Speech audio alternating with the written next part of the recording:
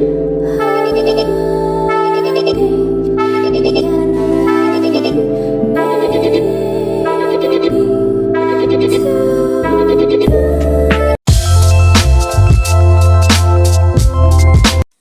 lupa di subscribe, like, and share, dan komen. Terima kasih. Assalamualaikum warahmatullahi wabarakatuh. Halo adik-adik semuanya.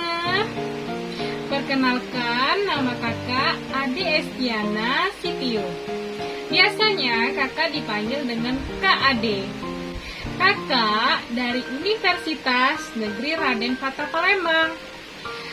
Kakak dari Prodi Pendidikan Guru Madrasah Ibtidaiyah, atau biasanya disingkat dengan PGMI.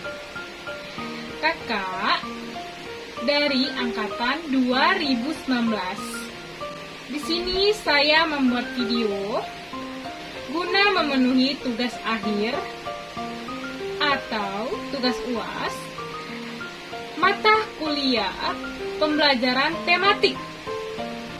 Dosen pengampu Ibu Novianti MPD. Adik-adik sekalian, kakak mau nanya nih, sudah lama tidak berjumpa dengan kalian. Seperti biasa, apa kabar kalian semuanya? Alhamdulillah, luar biasa. Allahu Akbar. Wah, kalian semuanya semangat-semangat. Semoga semangat kita menjadi sebuah keberkahan. Amin ya robbal alamin. Kakak mau nanya lagi nih. Ketika kalian sebelum masuk ke sekolah atau belum berangkat sekolah, masih di rumah, apakah kalian berpamitan kepada kedua orang tua kalian? Ya, tentunya harus berpamitan. Dikarenakan berpamitan kepada kedua orang tua itu sama halnya sopan santun, etika kita, dan bisa juga untuk mencari ridhonya Allah. Berarti kita tahu bagaimana menjadi anak yang baik. Oke, baiklah. Kakak mau nanya lagi nih. Menurut kalian, apakah boleh terlambat ke sekolahan? Atau di kelas ini ada yang terlambat di kelas? Yang biasanya terlambat di kelas? Ya, tidak boleh tentunya. Benar sekali adik-adik sekalian. Dikarenakan terlambat merupakan tindakan tidak terpuji. Seharusnya sebagai anak baik harus tepat waktu. Dan itu merupakan disiplin. Adik-adik sekalian, di sini kita akan mempelajari tema 1, subtema 1, keberagaman budayaku, tentunya di kelas 4. Sebelum kita memulai pelajaran kita hari ini, ada kala baiknya kita berdoa terlebih dahulu. Berdoa dimulai. Berdoa selesai. Yuk, kalau begitu, adik-adik sekalian, kita buka buku mata pelajaran kita pada hari ini. Silakan dibuka dan disimak ya. Nah, adik-adik, kalian tentu tahu bahwasannya Indonesia merupakan wilayah kepulauan yang terbentang dari Sabang sampai Merauke, atau dari Aceh sampai ke Papua. Setiap Indonesia memiliki keunikan keberagaman budaya. Setiap daerah di Indonesia memiliki keunikan masing-masing akan keberagaman budaya, seperti suku bangsa, tarian, rumah adat, alat musik, pakaian adat, bahasa, serta agama.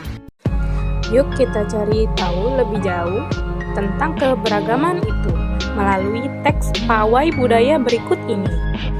Pawai budaya sangat menarik bagi warga kampung Babakan. Pawai ini selalu menampilkan keberagaman budaya Indonesia.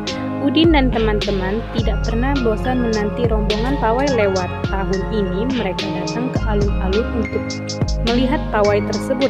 Kakek Udin pun terlihat sabar menanti. Terdengar suara gendang yang menandakan rombongan pawai semakin dekat. Di barisan pawai terdepan terlihat rombongan dari Maluku. Rombongan laki-laki mengenakan kemeja putih, jas merah, dan topi tinggi dengan hiasan keemasan.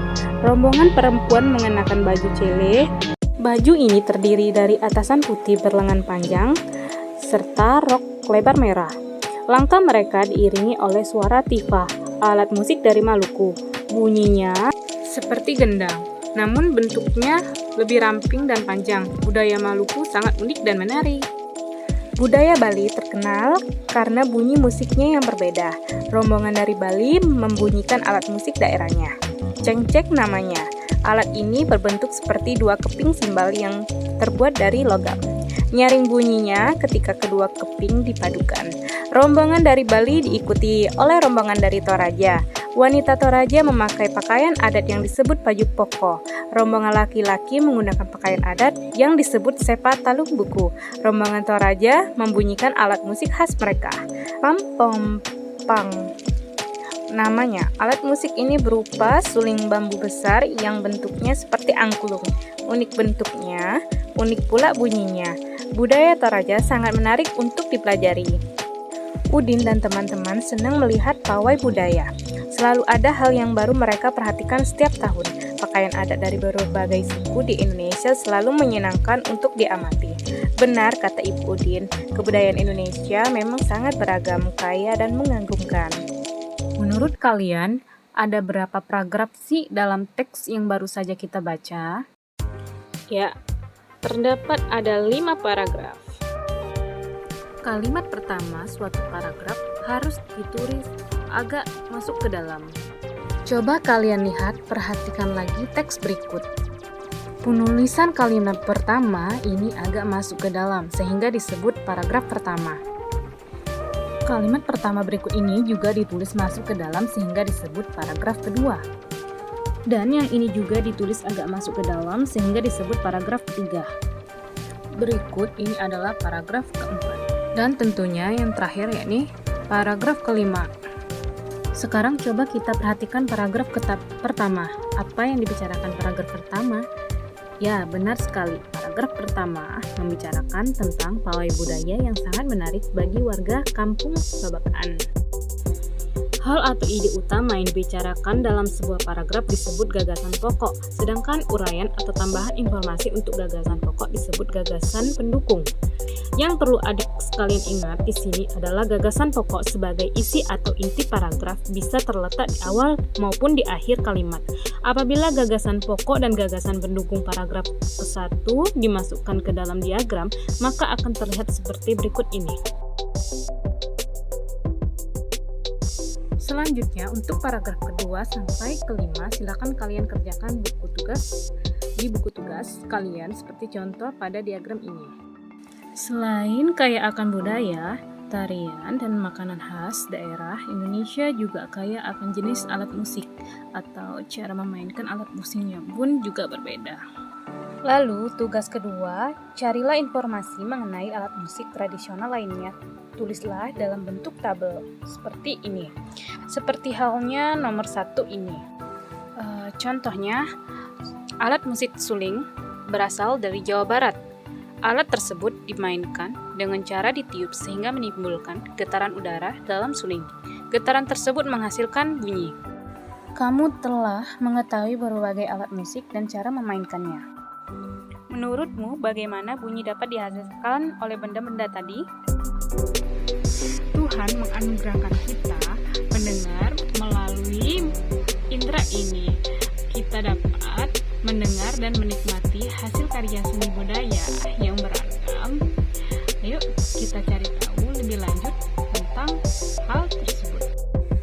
Segala macam bentuk bunyi berasal dari benda yang bergetar.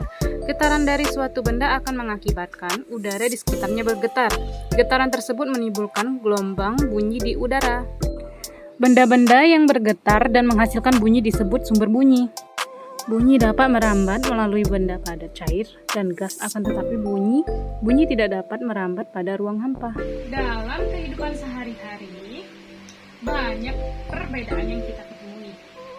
Mulai dari perbedaan agama, suku, ras, hingga warna kulit. Sebagaimana halnya sebuah permainan musik yang terdiri bermacam alat. Kehidupan nyata pun penuh dengan perbedaan yang bisa dapat berdampingan dengan baik, asalkan setiap orang saling bisa menghargai keberagaman itu sendiri. Menghargai perbedaan akan memperkuat persatuan dan kesatuan, apalagi kita Republik Indonesia ya, NKRI kita. Semua orang harus hidup rukun meskipun memiliki perbedaan. Oke, baiklah. Mungkin ini saja yang kita pelajari hari ini. Semoga bermanfaat. Jadilah anak yang soleh dan solehah. Dan jangan lupa untuk selalu menjaga kesehatan dan menjaga diri masing-masing untuk kita semua ya, adik-adik sekalian. Itu saja penyampaian dari kakak Ade.